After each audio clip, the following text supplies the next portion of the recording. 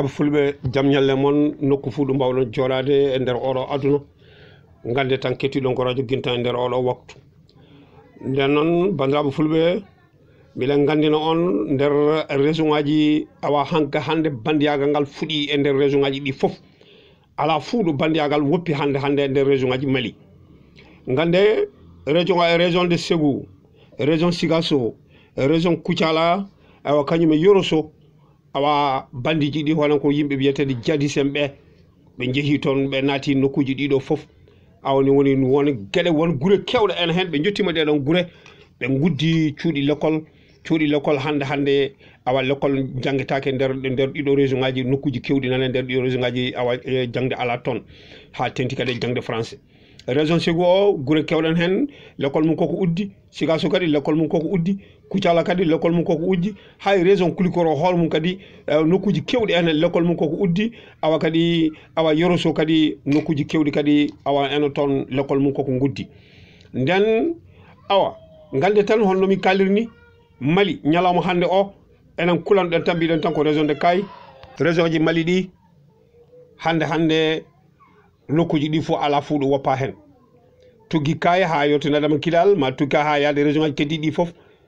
ñalawma hande o bandiyagal ene fuɗi hen sanne bandiyagal ne waɗe nokkuji ɗi foof nden sa ari sa miijima sen jettima sa miijima région de Ségou o kadi ha tegte eɗen mbawi wiide hono cercle hono préfecture ñono dimanche ɓennuɗo ɗo o ganda tan bandiji awa jali toon hono wuuro wiyetengo Sebra Baba ngolon ko wuuro hakkude mum e ñono ko kiloji 30 soldateɓe Mali ɓe eɓe jahalno ko patrouille ɓe gonno e mum awa ɗo ɓe jahalno ɗo Allah waɗi noon ɓe gari ɓe kawri toon awa hono yimɓe bonɓe ɓe nden woni nde ɓe pellodira mabɓe koɓe pellodira mabɓe ko awa gande tan neɗɗo goto hono soldateɓe Mali ɓe goto hen kay awa iwi hen goto hen kay natti awa hakka yimɓe tato kay gañimo nden nde ɗum ɓenni nde kadi awa kamɓe yimɓe bonɓe ɓe kadi banggue mabɓe to soldateɓe Mali en mbari hen goto awa on baraɗo o kay on kay tawa tan nde ɓe mbaɗi hankkadine eɓe jaaha ɓe jillo eɓe puuyo nokkuji ɗi foof ɓe gari ɓe tawi on kay koko maayi kuri kay koko mbari ɗum awa ni woni awa woɓɓe kadi batte ƴiƴam ene dow lawol ngol hedde dokkuɗo ɓe ndewi ɗo batte ƴiƴam kadi ene siiwi e yaade miɗa sikki tan mataw ene wawi wonde taw jomum koko gañi awa kamɓe bandiji ɓe awa ni woni ɓe dondi jomum ɓe nawi ɗum woni kono nomin kalirni hande ma Allah ɓuuro fabade Mali sa ɗum région ngaji Mali ɗi foof hande kay bandiyagal ene nokkuji foof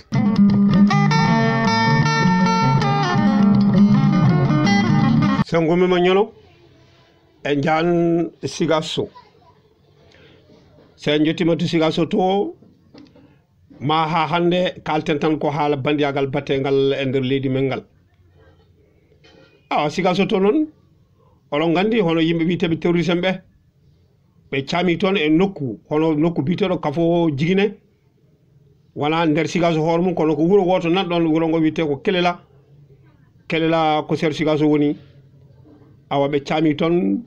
awa nde ɓe caami toon nde ɓe tawi toon gardiji ɗi ɓe gari ɗon ko 5 heures du matin ɓe tawi gardiji ene toon 5 heures jamma tawa fajiri ka hankkadine yettima ɓe gari ɓe tawi gardiji ɗi ene garda hono caisse Jigine hono caisse Kafo Jigine Kelela awni woni ɓe puɗɗi fellodirde gardiji ɗi te yeehaɓo nde yeeha juutine ɓe pooli gardiji ɗi de bandiji ɗi ɓe pooli gardiji ɗi ɓe keeli caisse o ɓe keeli baafe ɗe ɓe naati ha nder toon haɓe jiili haɓe jiiti caisse o ɓe keeli caisse o hono wuuro wiyetengo Kelela nana ser Sigasso ɗo nde ɓe keeli ɗum nde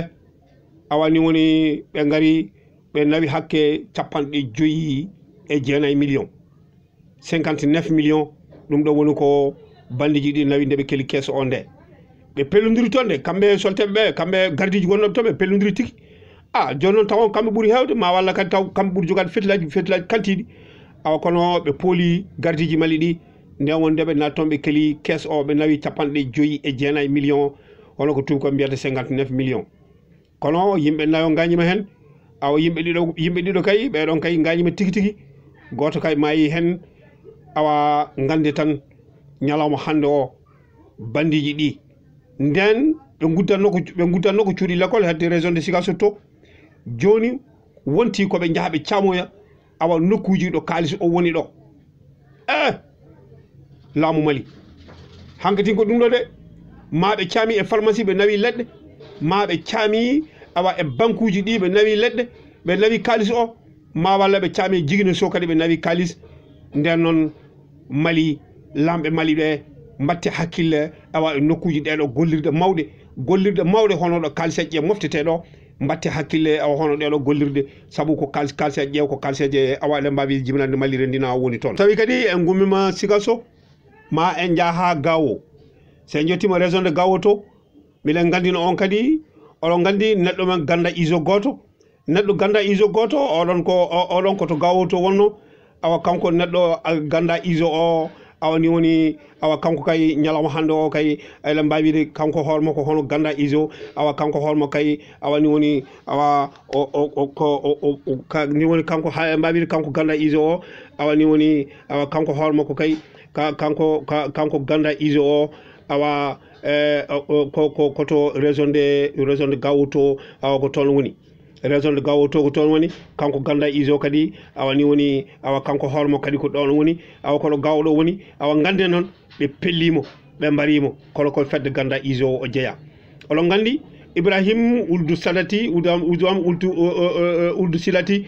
olon warama do Bamako do nyanden do tan awa neddum ganda iso kadi on kadi fellama to Gawo to kadi awa dum kadi yimbe be pellube kadi be don kadi dugi jehi lab munen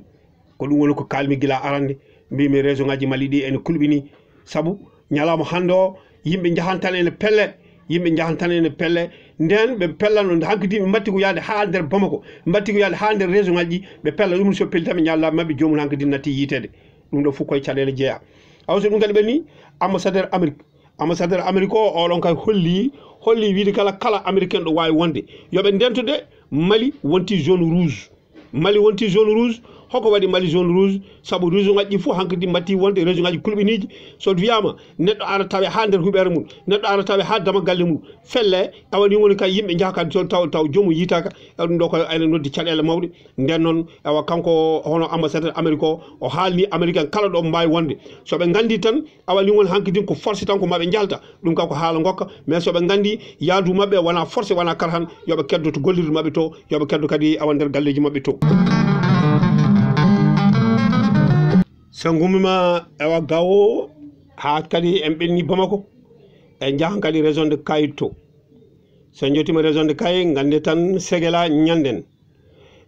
Ségéla wuro woto nanato Kayto en wiye Ségéla karuji tati bandiji mbadi dum ton attaqué ɗiɗon karuji tati balade attaqué ɗiɗon karuji tati ɓe jaltini yimɓe pobɓe mbi goto fu e lero redu mum yoɓe lelo dedi mabɓe ɓe pocca juuɗe mabɓe awni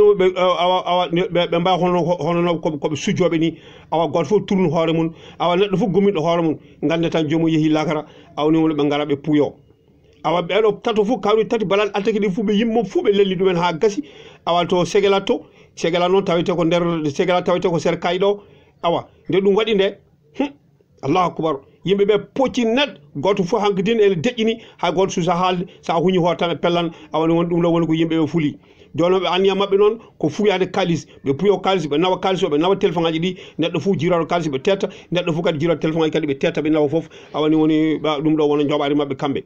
kono e nder hen noon oɗon gandi PMI Mali hono pucci dogoji beeji ɓameteɗi pucci dogoji ɗi PMI Mali en ummotono to Kayto eɓe bindi bo ko eɓe ummotono to Kayto eɓe gara eɓe jaha Bamako gay eɓe jogui eɓe gonde soldateɓe Allah noon waɗi nde ɓe gari ɓe jotti Ségéla ɗo awa solteɓe tini ɗum awni woni solteɓe gari paabi yimɓeɓe solteɓe jaale fellodurde hakkude mabɓe bandiji ɗi ɓe pelli hen ka ɓe pelli kono noon koɓe pelli ko noon